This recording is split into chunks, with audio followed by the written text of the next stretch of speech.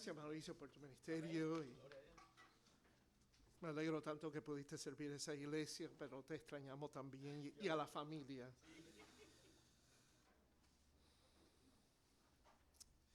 Bueno, volvemos al libro de Jonás, Jonás capítulo 1, pero nada más para hacer una palabra, para dar una palabra de introducción un momentico, nada más quiero leer el versículo de Jeremías, capítulo 17, versículo 9, que dice: engañoso es el corazón más que todas las cosas y perverso, ¿quién lo conocerá? Tenemos que entender que es una realidad para cada uno. Cada uno es un pecador y cada uno tiene un corazón pecaminoso. Claro, el que es un incrédulo, entonces el corazón que tiene, el corazón espiritual, su mente, todo lo que él piensa y su voluntad, sus emociones, cómo piensa las cosas y cómo es dirigido por esos pensamientos y actitudes, están totalmente contaminados por el efecto del pecado, de la presencia y el poder del pecado en su corazón. Como dice la Biblia, el incrédulo está muerto espiritualmente. Nosotros éramos muertos, todos nosotros que somos ahora cristianos y vivos, éramos muertos espiritualmente, hijos de la ira de Dios. Pero ahora, según debido por la riqueza de la misericordia de Dios, Él nos ha dado nueva vida en Cristo Jesús. Pero de todas formas, el que tiene nueva vida en Cristo Jesús no es perfeccionado y todavía tiene el remanente de la naturaleza pecaminosa en su vida espiritual, que todavía causa la condición de por lo menos puede causar y tener la propensidad de ser ciego en ciertos puntos de su vida espiritual. Todavía eso causa un conflicto de interés en la vida espiritual del creyente, quien tiene el Espíritu Santo y el Espíritu Santo le da convicción, le comunica deseos a través de su palabra, pero a la misma vez todavía ese remanente de esa naturaleza pecaminosa tiene su propio interés y todavía tenemos deseos pecaminosos que no, como vemos aquí en Jeremías capítulo 17, versículo 9, son capaces de todavía engañarnos. Podemos ser engañados por nuestro propio corazón y tener ciertos puntos de cegueza en nuestra vida que están ahí para realizar y cumplir con los deseos pecaminosos y rebeldes con el Señor. En otra palabra, todavía tenemos tendencias de rebeldía contra Dios si no estamos andando en el Espíritu Santo.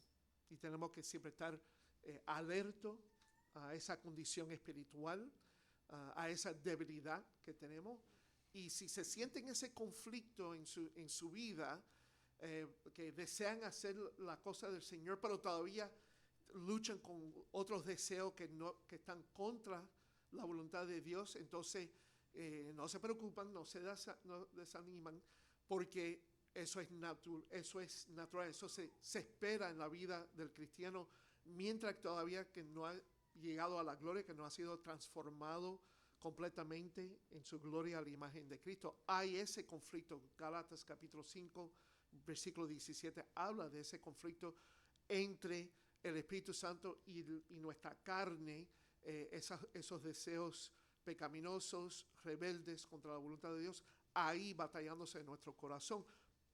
¿Por qué? Bueno, para que no andamos solamente por nuestros deseos, que no estamos solo cumpliendo con nuestros deseos pecaminosos.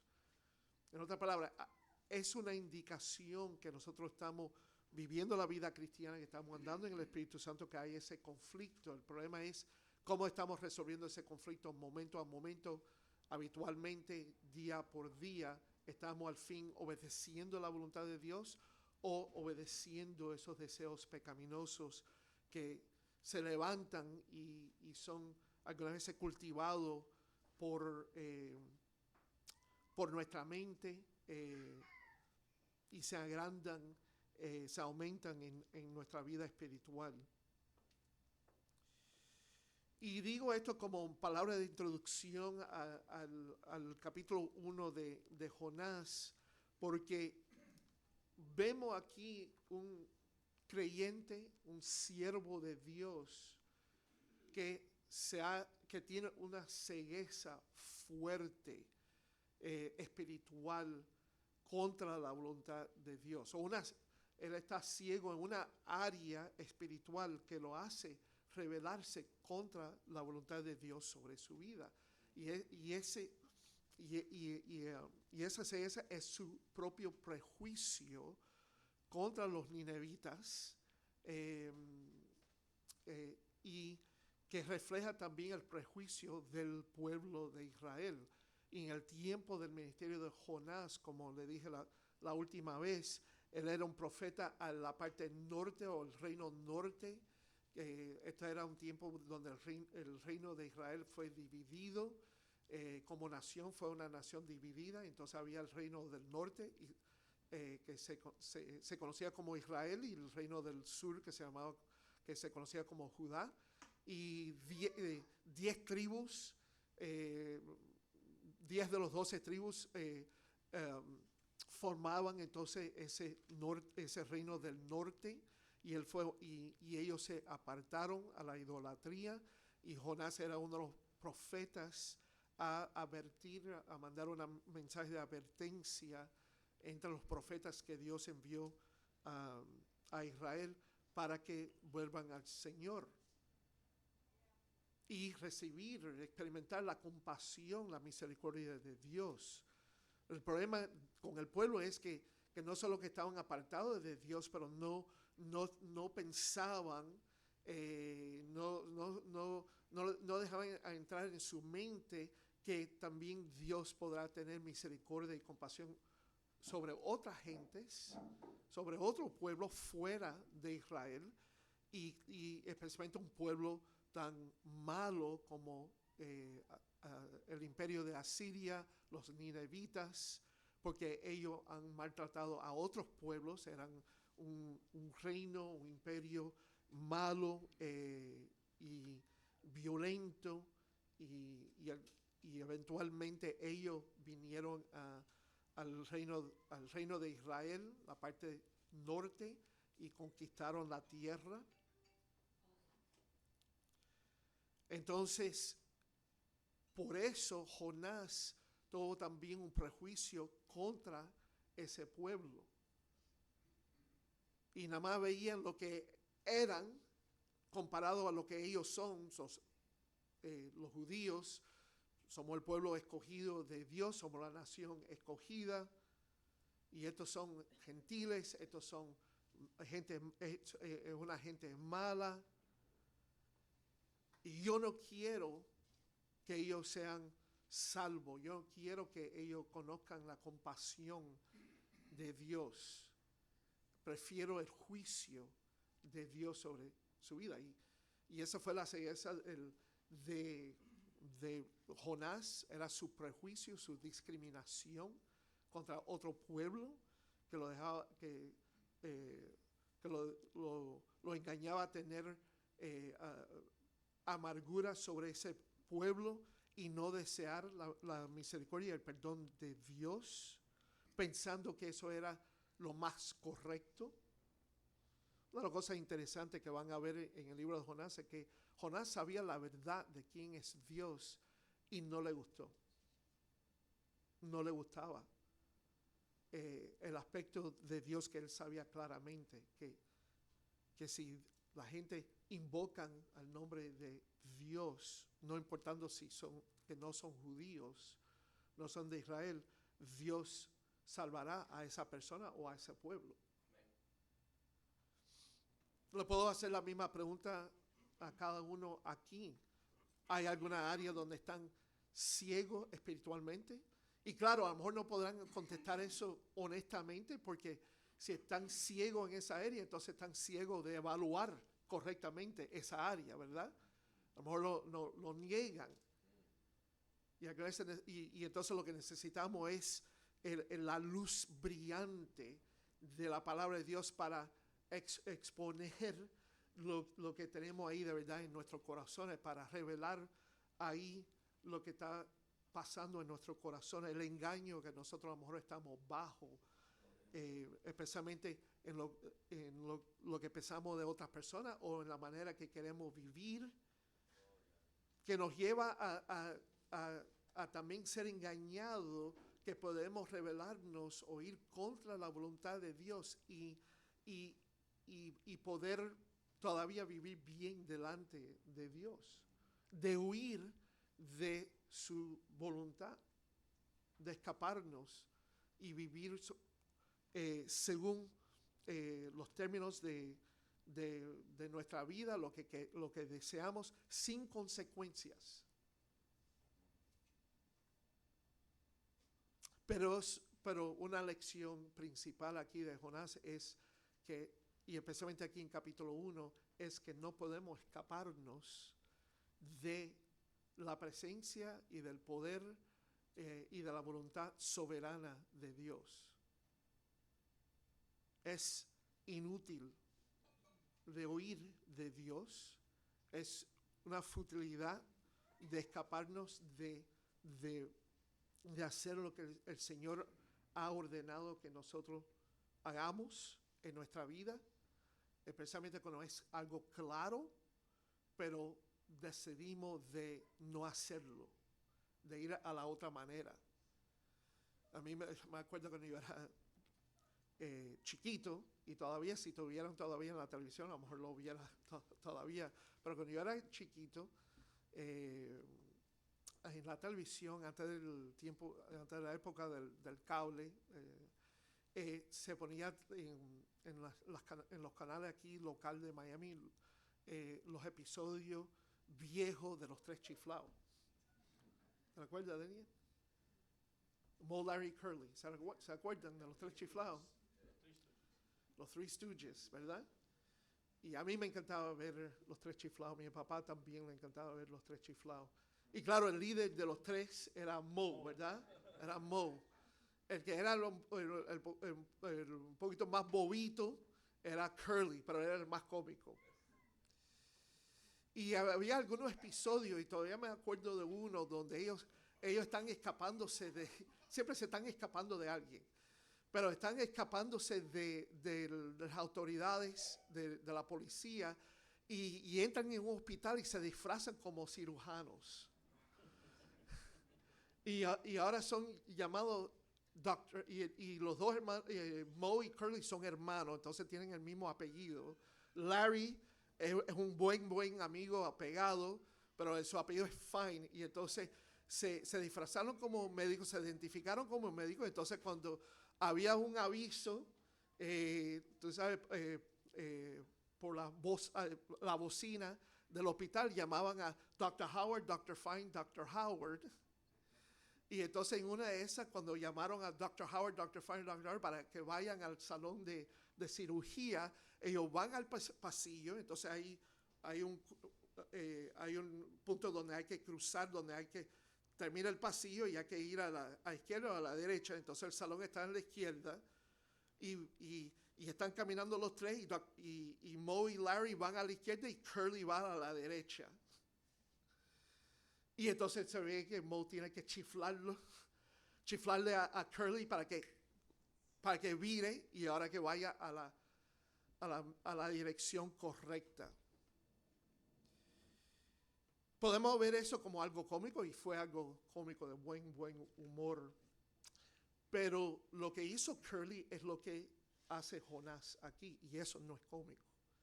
No hay nada de buen humor de saber lo que el Señor te ha mandado a hacer. Esta es su voluntad, y esta es la dirección que Él desea y te dirige a ir, y tú decides, y tú crees que esto es mejor a ir a la otra dirección, a la dirección opuesta, contraria. Y sí, el Señor va a llamar a Jonás que vuelva a la mejor, y no solo que lo llame, lo va a esforzarlo, convencerlo que él tiene que ir a la dirección que debería ir desde el principio. Y eso lo vamos a ver luego en el capítulo 2 y 3. Pero vemos aquí que Jonás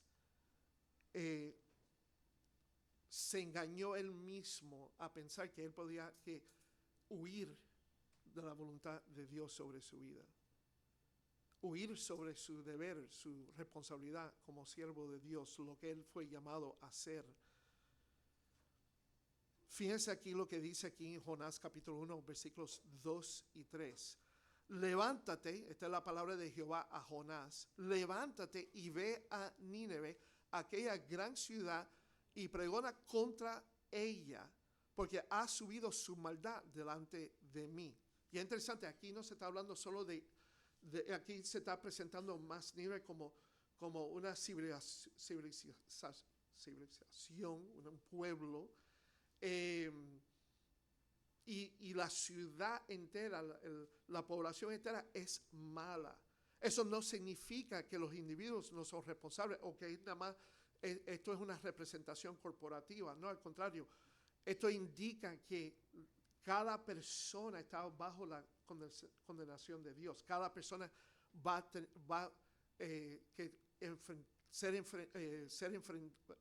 tener que enfrentarse al juicio de Dios. Va a haber un juicio final para cada incrédulo que ha vivido en este mundo, que ha muerto en sus pecados, y cada individuo va a tener que rendirle cuentas a Dios. Entonces, esto no es culpabilidad corporativa.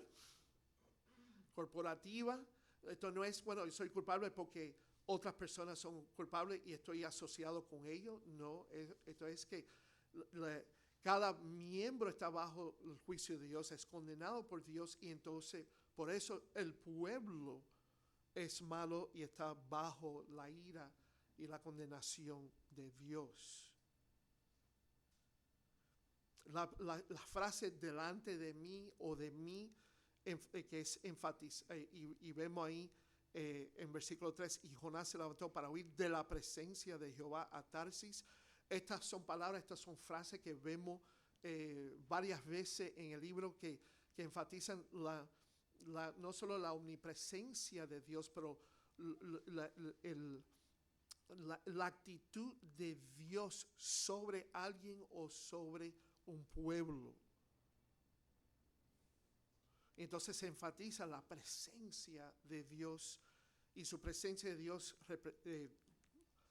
implica su carácter también. Y Dios es un Dios justo, y le está diciendo y le está mandando a Jonás que se levante y que vaya. Esto es un llamado urgente, que se vaya precisamente a Nínive y predicar contra esta ciudad, contra esta población. ¿Por qué? Porque es una población mala delante de mí. Yo he visto que son pecaminosos, son rebeldes, son paganos y son malos. Y tienes que predicar contra ellos. En otra palabra, traer una palabra de mi ira contra ellos. Entonces, Jonás se levantó. Y tú crees, bueno, bien, ¿verdad? Va a obedecer al Señor para huir de la presencia de Jehová. ¿Ves? Es interesante. La palabra y para indica propósito, el fin de por qué se levantó. Entonces se levantó no con el propósito de hacer la voluntad de Dios y tropezó, cayó en un momento de debilidad. No, él escuchó bien lo que dijo la palabra de Dios a él, lo que la palabra lo llamó a hacer, y él se levantó con un propósito diferente. A intencionalmente no hacer la voluntad de Dios, pero de huir de su presencia.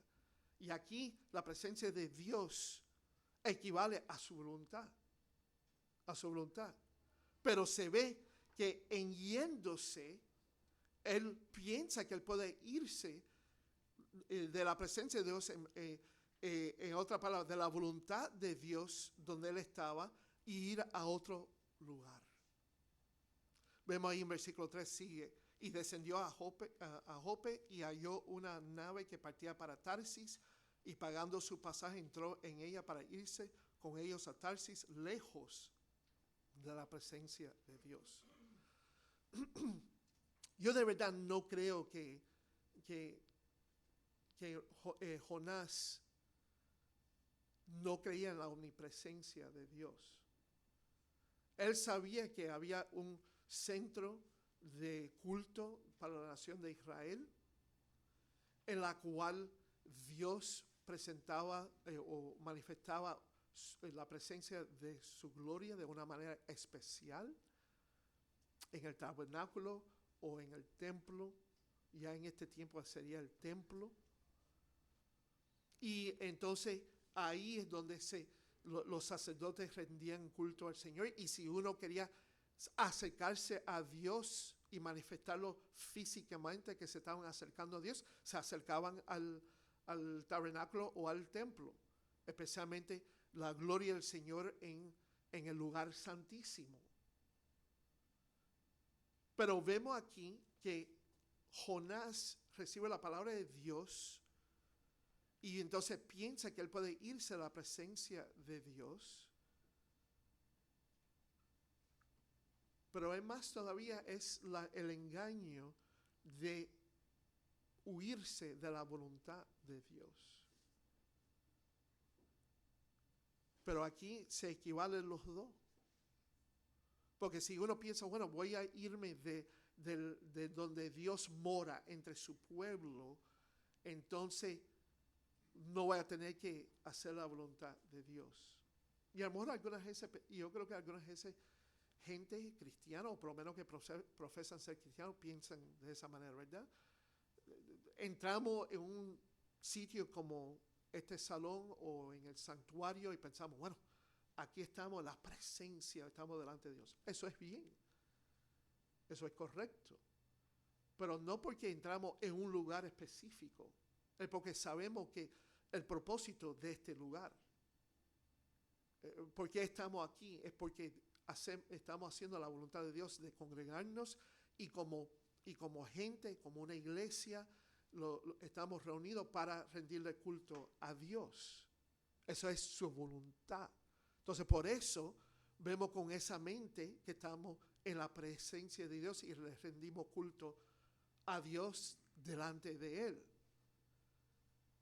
Pero estaremos engañados, yo creo que muchos son engañados, que van al templo, van a la iglesia, y ahí se define como el edificio, van a una catedral, van a rendirle culto o hacer algún rito religioso a Dios, pero ya cuando se vayan ya no están en la presencia de Dios y hacen lo que quieren hacer contra la voluntad de Dios, como si no estuvieran delante de su presencia. Pero Jonás sabía la palabra de Dios. Jonás sabía que Dios es el creador, que Dios siempre ha estado con su pueblo, no solo en la tierra prometida, pero cuando estaban en Egipto y a través del desierto. Él sabía los salmos que habla de la presencia de Dios, como Salmo 139. ¿Quién se puede huir? Como David dijo, si yo trato de huirme y ir a una cueva, estarás tú. Si yo ahora brinco y moro en el punto más profundo en el mar, tú estarás ahí conmigo. O Proverbios capítulo 5, donde Salomón le advierte a su hijo que sea un hombre fiel a su esposa. ¿Por qué? Y dice ahí una de las razones, porque los ojos de Dios están por donde quiera. Él lo ve todo. Pero ¿qué pasa cuando le prestamos más atención a nuestros deseos pecaminosos? Es que ahora empieza a formar ahí una ceguera, malos pensamientos, donde ahora estamos bajo el engaño que a lo mejor Dios no me va a ver aquí. A lo mejor sí me puedo escapar. Y esa es aquí la debilidad de Jonás. En un sentido, la caída de Jonás aquí se puede decir que forma parte de la narración física, o por lo menos lo que se describe aquí físicamente en el libro. Y Jonás se levantó para huir de la presencia de Dios y descendió. Y varias veces ese verbo habla de descender. Y Jonás presenta aquí que él descendió espiritualmente. No estoy hablando ahora que se debe ver esto como una alegoría, no. Esto es una narración histórica. Y físicamente él descendió, viajó y bajó, como dice aquí, a Jope, para entonces huirse físicamente. Pero nada más interesante como estos relatos que hablan literalmente de lo que él hizo y las acciones de él hizo, que también refleja el estado espiritual de él, de un decaimiento espiritual en su vida.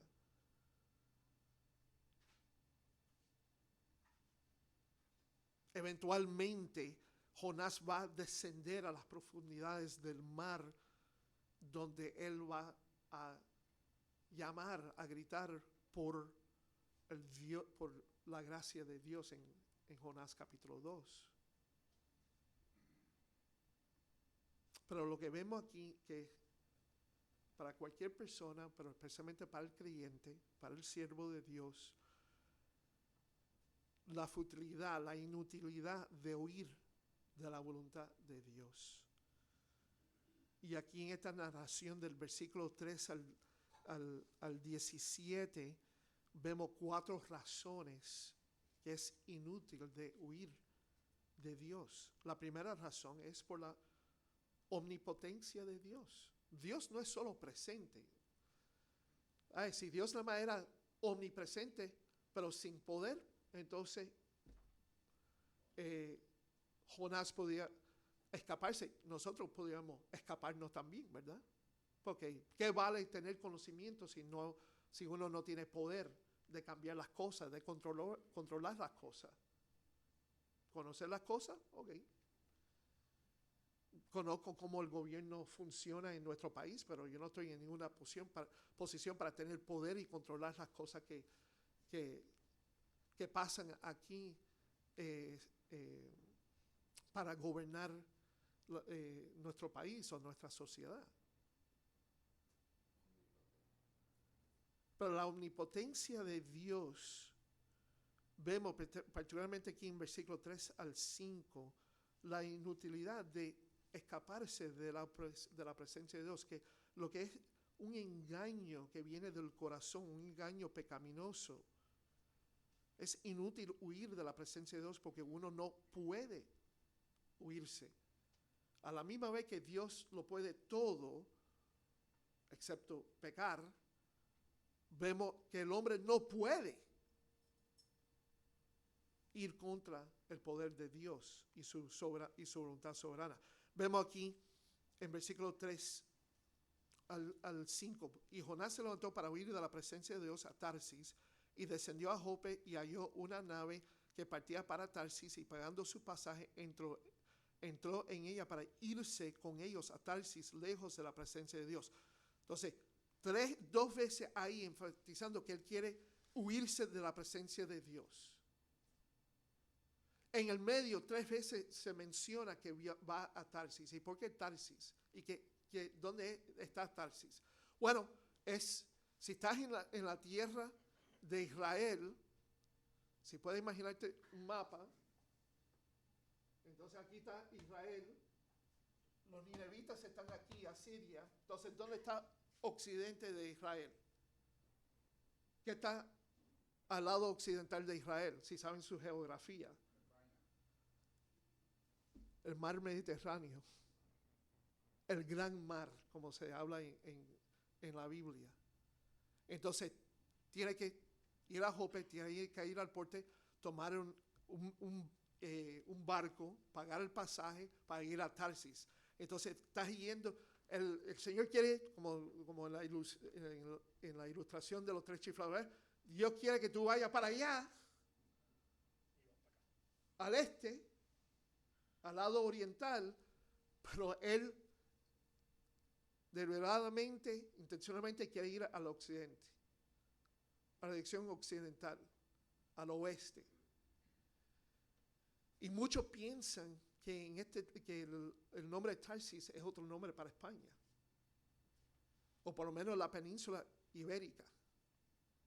En otras palabras, por lo menos nos está indicando aquí que él quiere ir lo más lejos posible, lo que se conocía de ese tiempo de la historia de la navegación, de ese tiempo al parte más occidental, más lejos del gran mar.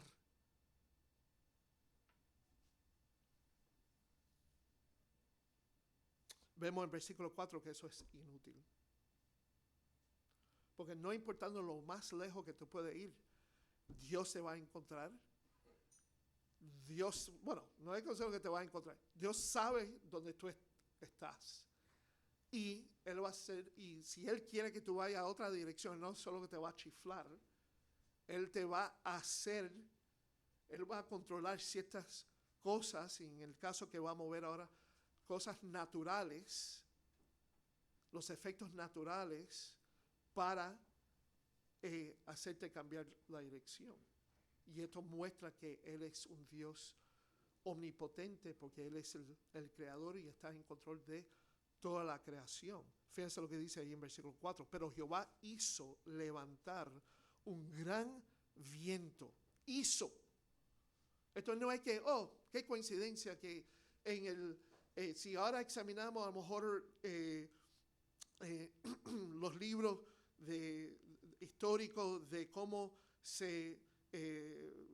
los patrones de los corrientes de viento en ese día, para ese mes, para ese año, estaba habiendo, no. El énfasis aquí es que Dios causó un viento fuerte.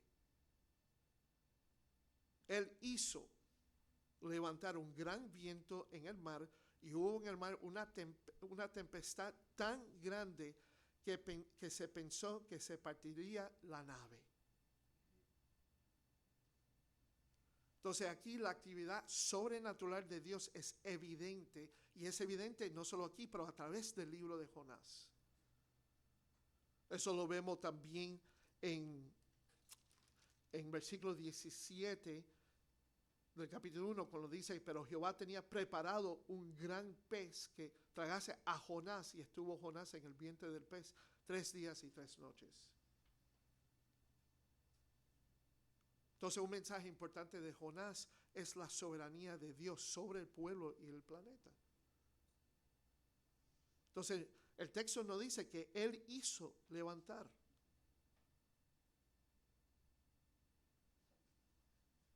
Él lanzó un viento a la dirección de Jonás. Y claro, no solo a Jonás, pero todos los que estaban ahí junto con él, ¿verdad? Vemos ahí en versículo 5 que los marineros inmediatamente trataron de aligerar el barco. Los marineros tuvieron miedo, y cada uno clamaba a su Dios, y echaron al mar los enseres que había en la nave para descargarla de ellos. Pero Jonás había bajado al interior de la nave y se había echado a dormir. Esta es una persona, un creyente, un siervo de Dios que sabe la verdad. Pero que aunque uno conozca la verdad o conoce la verdad, todavía uno puede ir a un camino pecaminoso. Es interesante en el Evangelio cuando vemos que hay una tempestad en el lago de Galilea o el mar de Galilea, y está Jesús en un barco con los discípulos, y los discípulos, que son veteranos, son pescadores, sabían que esto era una tempestad fuerte y tenían miedo de perder su vida. Vemos que Jesús está tranquilo, dormido, en la lancha. ¿Qué paralelo interesante? Pero un paralelo diferente o contraste. Jesús estaba dormido tranquilo en el barco porque Él es Dios. Él controla el viento. Él como hijo de Dios estaba cumpliendo con la voluntad de su Padre también. Entonces, Él tenía tranquilidad porque Él estaba todo confiado con Dios. Aquí, Jonás, él durmiendo, él sabía que esta era la voluntad de Dios. Pero él está durmiendo no porque él está tranquilo, sabiendo que él está haciendo algo bien. Es que él no quería enfrentar lo que era tan claro, que esto es por él, por su desobediencia. El gran viento que el Señor envió ciertamente atrajo la atención de los marineros porque temían por sus vidas. Dicen ahí que tuvieron miedo. Y el miedo es una emoción fuerte. Puede proporcionar una advertencia saludable contra alguna acción tonta, anticipada, o puede atar el corazón con cadenas más fuertes que el acero. En el sentido que si uno ve, vamos a ver un oso, vamos a decir un oso grande, un grizzly bear, vamos a decir a cruzar de la calle y te ve a ti y ve que está interesado en ti. Hay que tenerle miedo e ir tranquilamente a la otra dirección y huir de ese oso. O de huir de una amenaza fuerte contra la vida de uno. Si ves un tornado, tienes que huir de eso. Entonces, es una emoción fuerte que nos puede hacer una cosa buena o necesaria para preservar nuestra vida.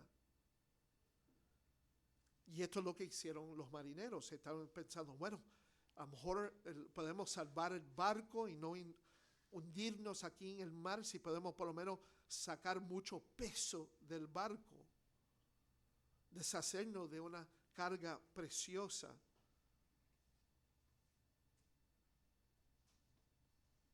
Uno solo puede imaginarse que si el capitán estaba a ese punto de hacer eso, que él estaba bastante temeroso, ¿verdad? Asustado. Pero peor todavía, estaba preocupado que uno no estaba ayudando a deshacerse de las cosas del barco y salvar el barco. Y eso es lo que vemos en versículo 6. Y el patrón de la nave se le acercó y le dijo, ¿qué tienes, dormilón? Levántate y clama a tu Dios. Quizá Él tendrá compasión de nosotros y no pereceremos. Interesante que vemos ahí que el miedo era tan fuerte para los marineros que ellos mismos, y esto se ve que no eran creyentes, eran paganos, estaban clamando a sus propios dioses. Pero a la misma vez, porque eran politeístas, estaban pensando, bueno, a lo mejor hay otro Dios que nos puede ayudar aquí. ¿Verdad? Eso es lo que pasa con los paganos, especialmente esos que son politeístas, es que de verdad no tienen esperanza en su propio Dios o dioses. Pero vemos aquí que porque Dios está en control de la naturaleza, que es inútil de huirnos de la presencia de Dios.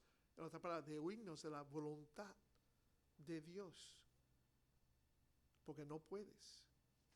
Pero Dios sí puede hacer lo que Él piensa es necesario a cambiar tu dirección.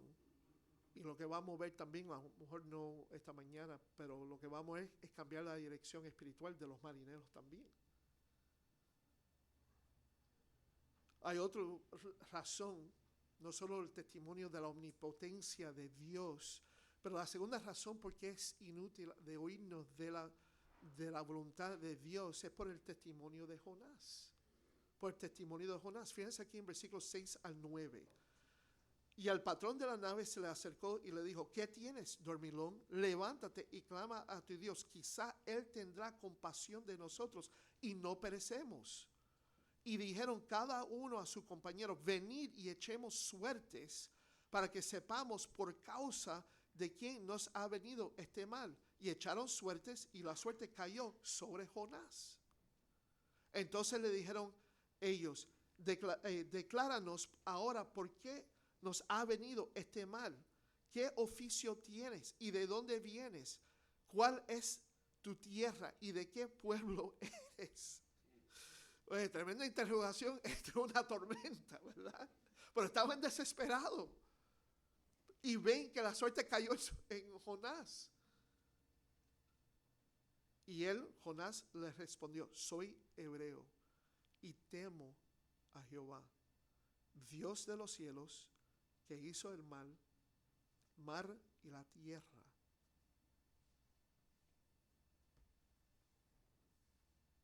No te lo dije que Jonás sabe exactamente quién es Dios. Él sabe exactamente que ese viento vino por Dios. Pero esa es la dureza del corazón, ¿verdad? De que tú crees que puedes todavía escaparte de Dios.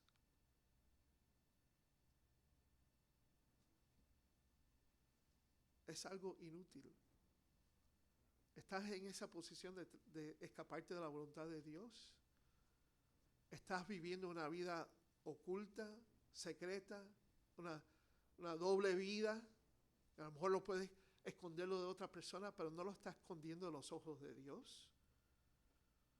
Tú no te puedes escapar del juicio de Dios. Si eres un hijo de Dios, entonces si estás en el camino del pecado, Dios como Padre te va a hacer todo lo que Él piensa, lo que tú necesitas. ¿Para qué? Disciplinarte y hacerte cambiar tu dirección del camino pecaminoso, de esa dirección pecaminosa a la dirección de su voluntad. Y muchas veces como cristianos tenemos, aunque estamos en un camino pecaminoso, lo hacemos ya con mucho conocimiento de lo que dice la palabra de Dios. Y es interesante cuántas veces yo he conocido personas, hombres y también mujeres que saben bien la palabra de Dios y todavía escogen el pecado. Han escogido el pecado.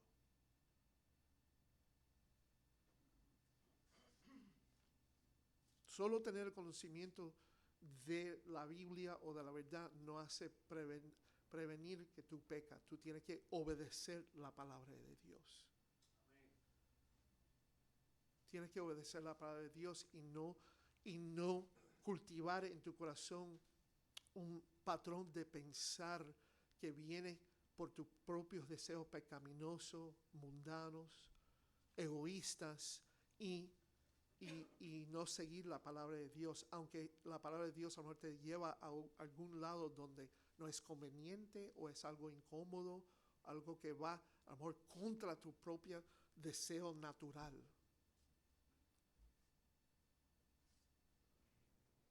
Ir contra ciertas pasiones fuertes.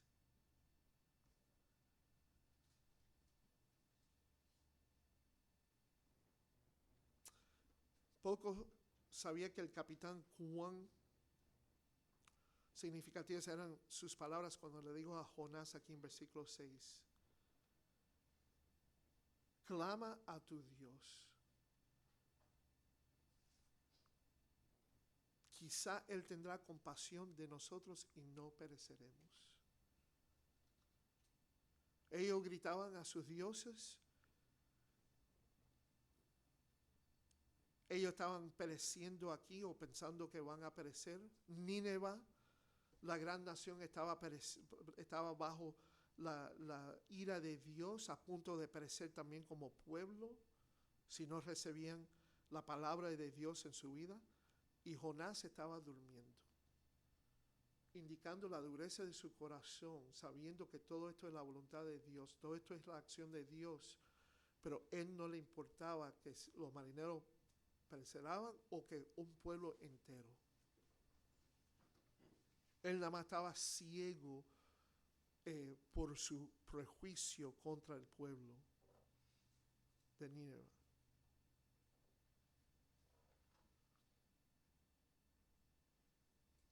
Pero Jonás era también un reflejo del pueblo de Israel. ellos no estaban obedeciendo las palabras de Dios que venían por sus profetas, pensando que estaban bien cuando estaban mal. Y eso es lo que pasa cuando estamos yendo solo por nuestros corazones y no estamos saturando nuestros corazones con la verdad y obedeciendo la palabra de Dios en nuestros corazones. Propios pensamientos, emociones, deseos que se centran en uno mismo nos ciega a la voluntad de Dios y lo que podemos hacer o no hacer según la voluntad de Dios. Jonás se engañó pensando que él podía huirse. Él podía resistir, rebelarse y huirse de la voluntad de Dios. Nosotros vamos a terminar aquí porque se nos fue el tiempo aquí. Y la próxima vez vamos a terminar con el capítulo, pero es importante pensar en eso, ¿verdad? La inutilidad de huirse de la voluntad de Dios. Sí, sabemos que hay la voluntad soberana de Dios, eso que a lo mejor no sabemos exactamente cómo Él va a dirigir las circunstancias, las situaciones de nuestra vida, pero tenemos la promesa que cada cosa que pase en nuestra vida es para nuestro bien, ¿verdad? Romanos 8:28. Pero sí tenemos la palabra de Dios, la voluntad de Dios revelada en cómo debemos vivir. O sea, amar a nuestro prójimo, amar a nuestra familia, o amarnos unos a los otros, mantenernos puros sexualmente, servir al Señor, servir a la iglesia.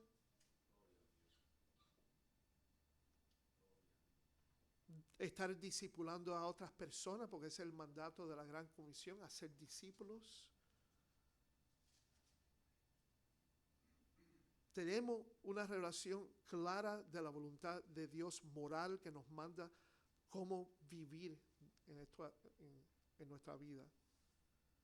Ahora la pregunta es, como pasó con Jonás, nosotros vamos solo nada más a obedecer los deseos pecaminosos,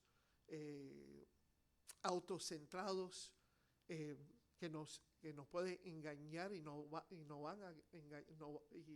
a engañar a engañarnos a nosotros mismos, y ir contra la voluntad de Dios, pensar que podemos escapar de esa voluntad y escapar al juicio de Dios, o vamos a hacer lo que Él manda. Levántate y vaya a esta dirección. ¿Estamos yendo a la dirección contraria o vamos a ir a la dirección de Dios? Y eso lo vamos a continuar a verlo la próxima vez. Vamos a ponernos de pies. Para eso que llegaron a lo mejor un poquito más tarde, la semana que viene no vamos a tener el culto a las 11, vamos a tener un culto unido a las 9 de la mañana.